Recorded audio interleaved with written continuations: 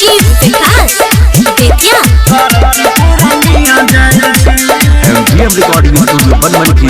ये कपड़ा छोटे छोटे कपड़ा पहनाई छी कर की पुरनिया जाय छी कर की अररिया जाय छी गे होठ में लाल लगाई छी कर की पुरनिया जाय छी कर की बनमन की जाय छी छोटे छोटे कपड़ा पहनाई छी कर की पुरनिया जाय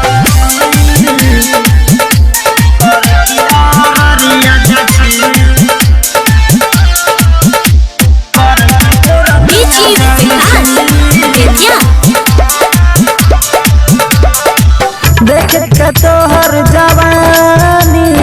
मुँह चुवै छै गे पानी तोरा में खर्चा छो बेसी चर्चा में छही गे रानी।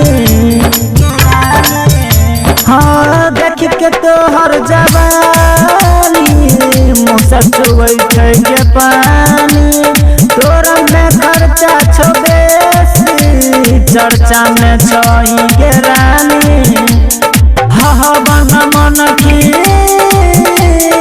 बन मनखी में बाल झाड़ छी कर की धम दहराई छी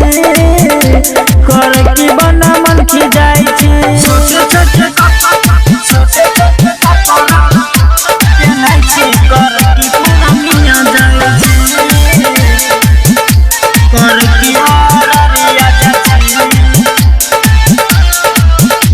कर की पुरनिया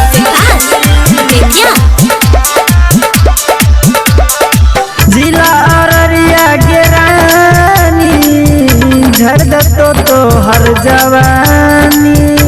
प्रिंस आशीष चंदन मनोज में है छै गे रोज मारा मारी हे गे राजा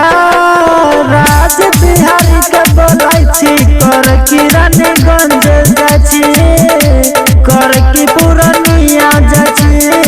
गे कर की अररिया जाय छी कपड़ा छोटे छोटे कपड़ा पहनाई छी कर की पुरनिया जाय छी कर की पुरनिया जाय छी एमजीएम रिकॉर्डिंग स्टूडियो बनमनखी।